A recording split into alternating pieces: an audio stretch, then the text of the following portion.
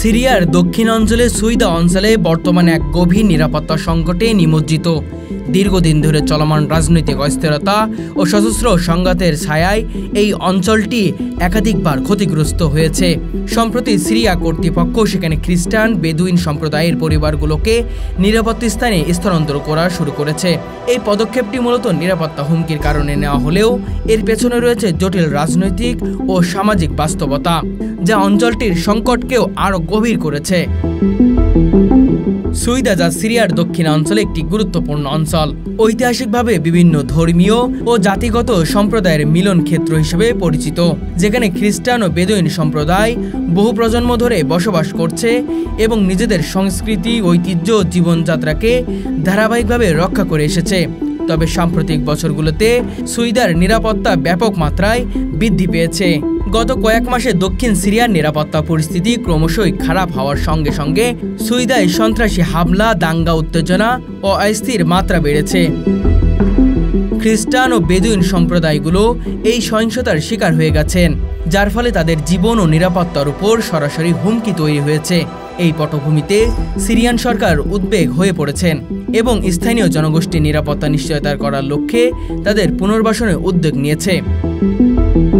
সরকারি সূত্র বলছে, স্থানান্তর কার্যক্রমের মাধ্যমে খ্রিস্টান ও বেদুইন পরিবারগুলোকে অস্থিতিশীল ও ঝুঁকিপূর্ণ এলাকা থেকে নিরাপদ স্থানে সরিয়ে আনা হচ্ছে, যেখানে তারা শান্তিপূর্ণ জীবনযাপন করতে পারবেন। তবে এই উদ্যোগের পাশাপাশি বিভিন্ন মানবাধিকার সংস্থা ও আন্তর্জাতিক বিশ্লেষকরা সরকারের এই পদক্ষেপের প্রভাব ও তাৎপর্য নিয়ে উদ্বেগ প্রকাশ করেছেন।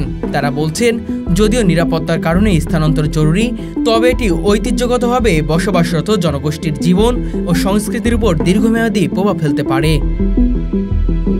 এই সংকটের আরেকটি দিক হল সুইদার নিরাপত্তাহীনতা শুধু স্থানীয় জনগোষ্ঠীর মধ্যে নয়, সামগ্রিক সিরিয়ার দক্ষিণাঞ্চলীয় অঞ্চলের রাজনৈতিক অস্থিরতাকে বিপন্ন করছে।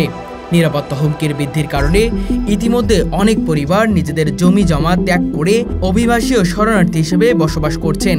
এর ফলে স্থানীয় অর্থনীতি ও সামাজিক কাঠামো ভেঙে পড়ার আশঙ্কা বেড়েছে। স্থানীয় বিশ্লেষকরা মনে করেন, এই সংকটের নিরসনে শুধুমাত্র সামরিক পদক্ষেপ যথেষ্ট নয়। সমাজের ভেতরে পারস্পরিক বিশ্বাস পুনরস্থাপন এবং অর্থনৈতিক ও সামাজিক উন্নয়নে গুরুত্ব দিতে হবে।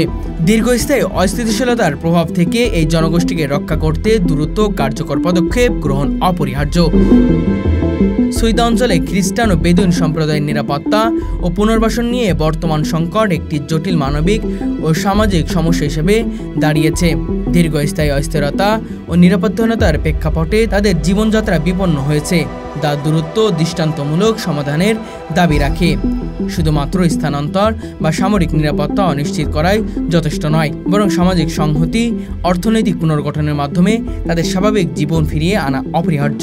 এই জন্য সরকার, স্থানীয় সমাজ এবং আন্তর্জাতিক সম্প্রদায়ের সমন্বিত প্রচেষ্টা আবশ্যক। কেবল তখনই সুইদা অঞ্চলে শান্তি প্রতিষ্ঠিত হবে এবং এই ক্ষতিগ্রস্ত সম্প্রদায় নিরাপদে এবং মর্যাদা সহকারে জীবনযাপন করতে পারবে।